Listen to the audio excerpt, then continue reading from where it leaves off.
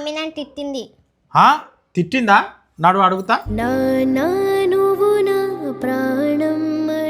ఏమైందే? పిల్లని ఎందుకు తిట్టినావు? ఆడుకొని ఇంట్లో సామాన్లు ఆడ వాడేసిర్రు అందుకే తిట్టినా. పిల్లలు అన్నాక ఆడుకుంటారు, వాడేస్తారు, ఇల్లంతా చెత్త చెత్త చేస్తారు, గాయంత దానికి తిడతావా? అమ్ములు, నిత్య, బయట ఎవరు వచ్చారు చూడుకోండి. ఎవరు? మీ నాయన లేడా? మీ నాయనని పిలవండి. మా డాడీ ఇంట్లో లేడు. మా డాడీతో నీకేం పని? మీ నాయన పైసలు ఇవ్వాలి. పైసలు తీసుకొని మస్తు రోజులు అవుతున్నదే. తర్వాత రా అంకుల్, మా డాడీ ఇంట్లో లేడు. ఏ పిల్ల, జూట మాట్లాడుతున్నావా? ఆడ మీ నాయనే చెప్పులు కనిపిస్తున్నాయి. ఒక్క నిమిషం.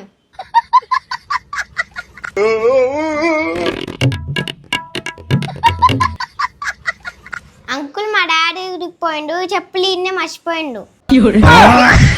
ఏంది మజాక్ చేస్తుర్రా? మీ నాయన ఇంట్లోనే ఉన్నాడు, పిలవండి. మా డాడీకి ఎన్ని పైసలు ఇచ్చినావు? 10,000 తీసుకున్నాడు, వారంలో ఇస్తాని. 2 నెలలు అవుతుంది, ఇంకీ లేడు. ఏంది 10,000 ఇచ్చినవా? ఒక్క నిమిషం. అక్క, డాడీ 10,000 ఏం చేసి ఉండొచ్చు?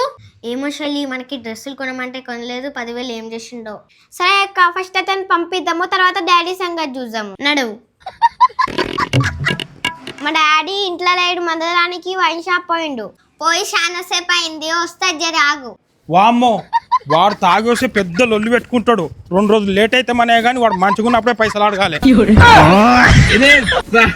డాడీ అప్పులైన వచ్చిండు, భయపెట్టి వెళ్ళగొట్టినాం. అయినా 2 రోజుల దాకా రాడు. నీకు 2 రోజులు అయినాక జీతం వస్తా కదా డాడీ, అప్పుడు ఆయన పైసలు ఆయనకి ఇచ్చేయి.